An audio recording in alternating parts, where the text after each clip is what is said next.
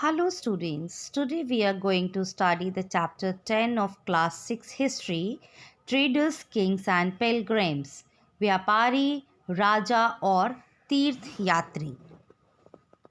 जागिनी at the market, बाजार में घूमती Jagini. Jagini looked forward to the fair in the village. Jagini अपने गांव के मेले की आस लगाए बैठी थी। She love to see and touch the pots and pans of shiny steel, bright plastic buckets, clothes printed with brilliant floral designs and clockwork toys, all of which came from the city. Steel के चमकदार बर्तन, रंग बिरंगी plastic की बाल्टियाँ, शोक रंगों के फूलों के प्रिंटों वाले कपड़े, चाबी से चलने वाले मज़ेदार खिलौने उसे बहुत अच्छे लगते थे। इन चीज़ों को बेचने वाले दुकानदार बसों और ट्रकों पर आते थे और रात को अपना सामान समेट कर वापस चले जाते थे। Why were they always on the move? She wondered. Her mother explained that they were traders, people who bought things where they were made and sold them elsewhere. उसकी माँ ने बताया कि ये लोग व्यापारी हैं और ये लोग दूर दराज से चीज़ों को खरीद के लाते हैं और फिर दूसरी जगह जाकर के उनको बेचते हैं। व्यापारी क्या होता है, मर्चेंट्स क्या होते हैं, उनका क्या रोल होता है, यही सारी चीज़ें हम आज इस चैप्टर में देखेंगे। व्यापार और व्यापारियों के बारे में जानकारी। How to find about trade and traders, हमें कैसे मालूम चलता है कि ये व्यापारियों के हैं। तब व्यापार इस तरह से होता था, व्यापारी ये चीज़ें करते थे। आप लोगों को लास्ट चैप्टर में बताया गया था कि नॉर्थ ब्लैक पॉलिश्ड वेयर, उत्तरी काले पॉलिश वाले बर्तनों के बारे में। तो उन बहुत सारे खूबसूरत बर्तन, ख़ास तौर से इनकी कटोरियाँ और थालियाँ इस उपमहाद्वीप के बहुत से पुरास्थलों से मिले हैं। NBPW founded several sites through out the continent carried by traders. ये माना जाता है कि जहाँ ये बनते थे वहाँ से व्यापारी इन्हें ले जाकर अलग अलग जगहों पर बेचते थे। From South India, we found gold, spices, pepper called black gold in Roman Empire and precious stones. दक्षिण भारत सोना, मसाले, खास तौर पर काली मिर्च और कीमती पत्थरों के लिए प्रसिद्ध था। काली मिर्च की रोमन साम्राज्य में इतनी डिमांड थी कि उसको वहाँ पर ब्लैक गोल्ड के नाम से जानते थे। व्यापारी इन सामानों को समुद्री जहाज़ों और सड़कों के रास्ते रोम पहुंचाते थे। दक्षिण भारत में ऐसे अनेक रोमन कॉइन्स भी मिले हैं जिनसे ये अंदाज़ा लगाया जाता है कि उन दिनों रोम के साथ बहुत अच्छा व्यापार चल रहा था। Apart from this, traded by ships in caravans through lands. व्यापारियों ने कई समुद्री रास्ते खोज निकाले। इनमें से कुछ समुद्र के किनारे चलते थे, कुछ अरब सागर और बंगाल की खाड़ी पार करते थे। Lots of Roman gold coins found in South India mention it is in Sangam poems. Several sea routes were found by traders along the coast, crossed Arabian Sea and Bay of Bengal, and require strong ships. नाविक मानसूनी हवा का फ़ायदा उठाकर अपनी यात्रा जल्दी पूरी कर लेते थे। वे अफ्रीका या अरब के पूर्वी तट से इस उपमहाद्वीप के पश्चिमी तट पर पहुंचना चाहते थे तो दक्षिण पश्चिमी मानसून के साथ चलना पसंद करते थे और इन लंबी यात्राओं के लिए मजबूत जहाज़ों का निर्माण किया जाता था। New kingdoms along the coast, इस उपमहाद्वीप के दक्षिणी भाग में बड़ा तटीय प्रदेश है। In south India there is a long coast line, इनमें बहुत से पहाड़, पठार और नदी के मैदान हैं। There are several hills and plateaus. नदियों के मैदानी इलाकों में कावेरी का मैदान सबसे ज़्यादा उपजाऊ है।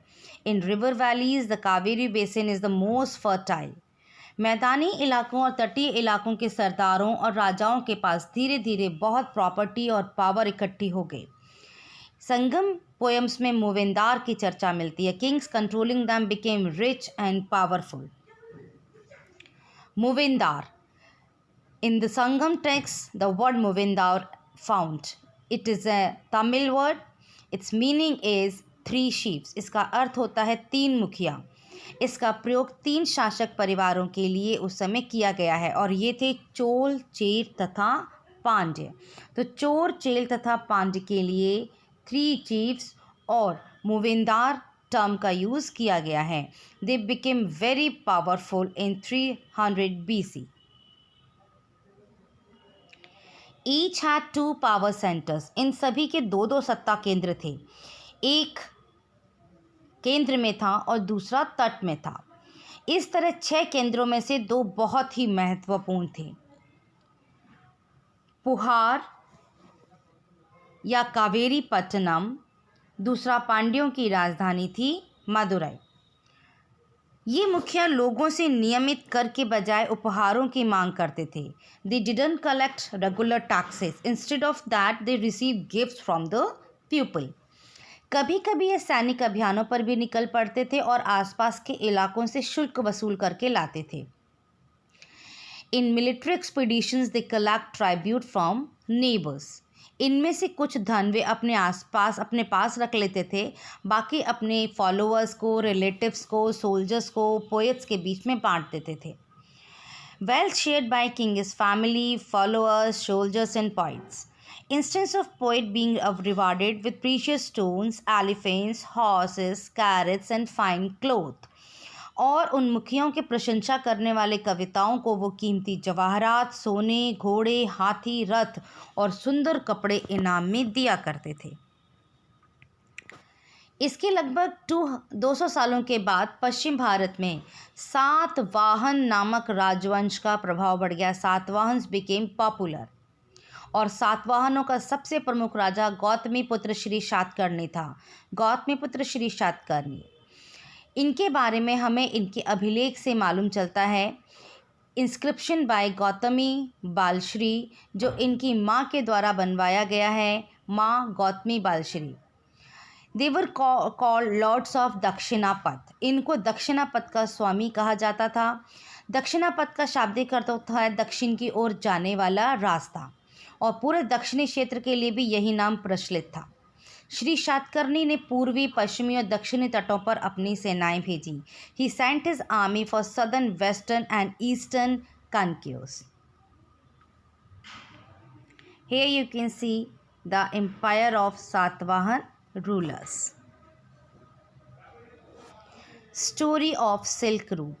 रेशम मार्ग की कहानी। कीमती चमकीले रंग और चिकनी मुलायम बनावट की वजह से रेशमी कपड़े समाज में बहुमूल्य माने जाते थे। Due to its glossiness, colour and smooth texture, they highly valued fabric then. रेशम की कीड़े से कच्चा रेशम निकालकर सूत कताई होती है और फिर उससे कपड़ा बुना जाता है। रेशम बनाने की तकनीक का आविष्कार सबसे पहले चीन में हुआ। Production is very complicated. It extracted from cocoons, then spun, woven. Technology was invented in China. Traders' path became Silk Route. फिर इसको उन्होंने चीन से पैदल घोड़े, ऊँटों पर कुछ लोग दूर दूर की जगहों पर जाते थे और अपने साथ रेशमी कपड़े भी ले जाते थे। जिस रास्ते से ये लोग यात्रा करते थे वो सिल्क रूट या रेशम मार्ग कहलाया। Chinese rulers often give to Iran and west. कभी कभी चीन के शासक ईरान और पश्चिमी एशिया के शासकों को उपहार के तौर पर रेशमी कपड़े भेजते थे। Kings try to control this route, provided protection in route. In return they receive taxes and Kushan was very most famous rulers who control over this silk route. Silk route और उसकी शाखाएं, कुछ शासक इसके बड़े बड़े हिस्सों पर अपना कंट्रोल करना चाहते थे, क्योंकि इस रास्ते पर यात्रा कर रहे व्यापारियों से उन्हें टैक्स, गिफ्ट्स, ट्राइब्यूट्स के जरिए लाभ मिलता था। Here you can see the Silk Route which is in color red. It started from China via India. It went to the Europe, Persia, Egypt and Arabia. Silk route पर नियंत्रण रखने वाले शासकों में सबसे प्रसिद्ध कुशान थे। They rule central Asia and north west Asia around 1 AD.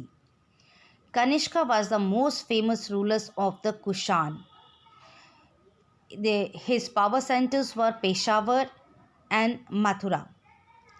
A branch extended to mouth of river Indus from her shipped to Rome. इनके शासनकाल में ही सिल्क रूट की एक शाखा मध्य एशिया से होकर सिंधु नदी के मुहाने के पत्तनों तक जाती थी। फिर यहाँ से जहाज़ों द्वारा रेशम पश्चिम की ओर रोम एम्पायर तक जाता था। इस उपमहाद्वीप में सबसे पहले सोने के सिक्के जारी करने वाले शासकों में कुषाण ही थे। सिल्क रूट पर यात्रा करने वाले व्यापारी इनका उपयोग किया करते थे। द स्प्रेड ऑफ बुद्धिज्म, बौद्ध धर्म का प्रसार। कुषाणों का सबसे प्रसिद्ध राजा कनिष्क था और उसने बहुत साल तक यहाँ शासन किया। उसने एक बौद्ध परिषद का गठन किया। ही ऑर्गेनाइज अ बौद्धिस्ट काउंसिल, जिसमें एकत्र होकर विद्वान महत्वपूर्ण विषयों पर विचार विमर्श करते थे। Scholar meetings for discussions. Buddha की जीवनी, बुद्ध चरित्र के रचनाकार कवि अश्वघोष कनिष्क के दरबार में रहते थे। अश्वघोष और अन्य बौद्ध विद्वानों ने अब संस्कृत में लिखना शुरू कर दिया था। They had started writing in Sanskrit. Ashughosh was poet in the court of King Kanishka. He wrote Buddha's biography, Buddha Charita. Mahayana Buddhism started. इस समय महायान धारा का विकास हुआ। इसकी दो मुख्य विशेषताएं थीं। पहली, मूर्तियों में बुद्ध की उपस्थिति सिर्फ कुछ संकेतों के माध्यम से दर्शाई जाती थी। मिसाल के तौर पर उनका निर्वाण प्राप्ति को पीपल के पेड़ के रूप में दिखाना। Earlier Buddha was shown as symbols like enlightenment by peepal tree. दूसरा परिवर्तन था बोधिसत्व में आस्था को लेकर आया। बोधिसत्व उन्हें कहते हैं जो ज्ञान प्राप्ति के बाद एकांत वास करते हुए ध्यान साधना कर सकते थे। Concept of bodhisattvas came. They were persons who attained enlightenment. Later they could have lived in isolation and peace. They remained involved to teach and help. They spreaded Buddhism to Central Asia, China, Korea and Japan. बौद्ध धर्म का प्रसार पश्चिमी और दक्षिणी भारत में हुआ, जहां बौद्ध भिक्षुओं को रहने के लिए पहाड़ों में दर्जनों गुफाएं बनाई गईं। Gandhara school and Mathura school.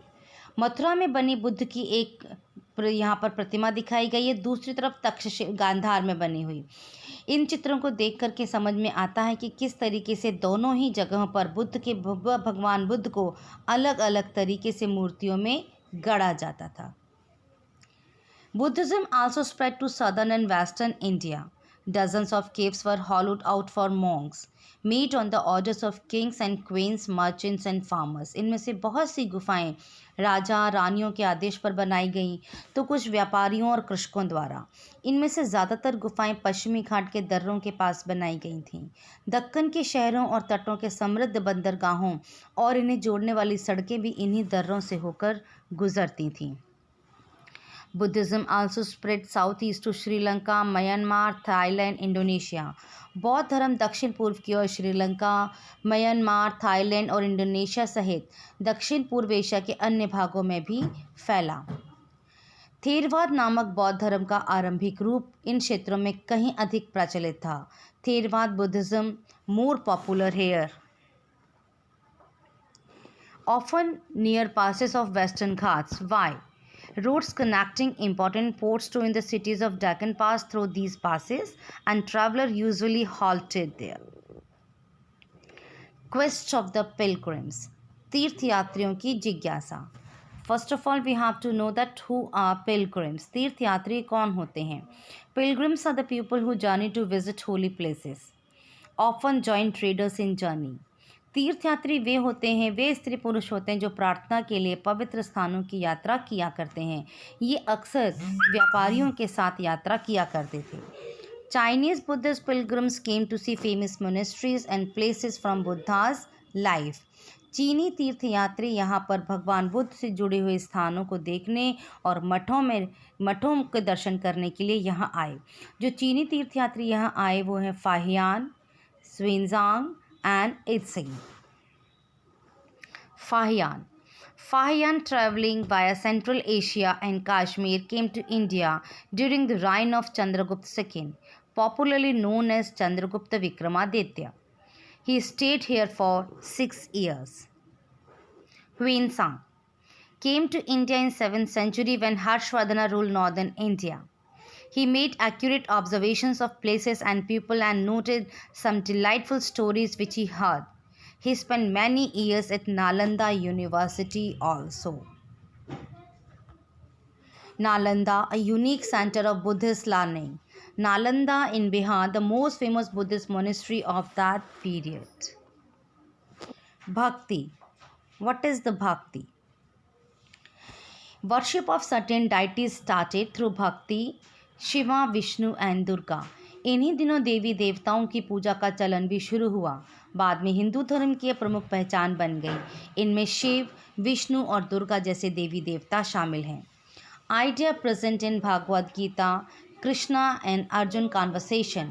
इन देवी देवताओं की पूजा भक्ति परंपरा के माध्यम से की जाती थी। भक्ति उस समय काफ़ी लोकप्रिय परंपरा बन गई। किसी देवी या देवता के प्रति श्रद्धा को ही भक्ति कहा जाता था। It is derive from Sanskrit term bhaj, to divide और share. It is intimate to way relationship directed towards Bhagavad Gita, god और who shares bhaga, devotee or the bhakta or bhagava share his good fortune। भक्ति मार्ग की चर्चा हिंदुओं के पवित्र ग्रंथ भगवद गीता में की गई है। भगवद गीता महाभारत का एक हिस्सा है। इसमें भगवान कृष्ण अपने भक्त और मित्र अर्जुन को सभी धर्मों को छोड़कर उनके शरण में आने का उपदेश देते हैं, क्योंकि केवल कृष्ण ही अर्जुन को सारी बुराइयों से मुक्ति दिला सकते हैं। पूजा का यह रूप धीरे धीरे देश के विभिन्न भागों में फैलने लगा। Persons devotion to deity. Bhakti मार्ग अपनाने वाले लोग आडंबर के साथ पूजा पाठ करने के बजाय ईश्वर के प्रति लगन और व्यक्तिगत पूजा पर जोर देते थे। Anybody could do it without any restrictions. Emphasis on devotion and worship rather than sacrifices. Worship with pure heart, deity will appear in desired form.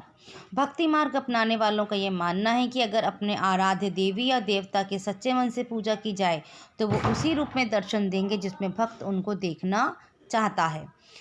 Whether in the form of human being, lion, tree, beautiful images were made, kept in special homes like temples, and inspire sculpture, poetry and architecture। इसलिए आराध्य देवी देवता मानव के रूप में भी हो सकते हैं या फिर सिंह, पेड़ या अन्य किसी भी रूप में। जैसे जैसे इस विचार को समाज द्वारा स्वीकृति मिलती गई, कलाकार देवी देवताओं की एक से बढ़कर एक खूबसूरत मूर्तियां तैयार करने लगे। अ पोयम बाय भक्ता। अधिकांश भक्ति साहित्य हमें यही बताते हैं कि धन, ऐश्वर्य या ऊंचे पद के जरिए कभी ईश्वर से आत्मीयता नहीं बन सकती। Riches, learning and high status do not guarantee close relation with deity. करीब 1400 साल पहले शिव भक्त अप्पार द्वारा तमिल में लिखी गई एक कविता का यही सार है। Compose in Tamil by Appar, who was Vellala, he was devotee of Shiva. Hindu शब्द इंडिया शब्द की तरह ही सिंधु या इंडस से निकला है। The word Hindu, like the term India, is derived from the river Indus. It was used by Arabs and Iranians to refer to people who lived to the east of the river and to their cultural practices, including religious beliefs. Christianity. After 1 AD, Christianity emerged in West Asia. Jesus Christ was born in Bethlehem, part of Roman Empire. Christ's teachings were that he was the savior of the world. He spread love. Christians of Kerala, called Syrian Christians, came from West Asia. That's all your chapter. Thank you and keep learning.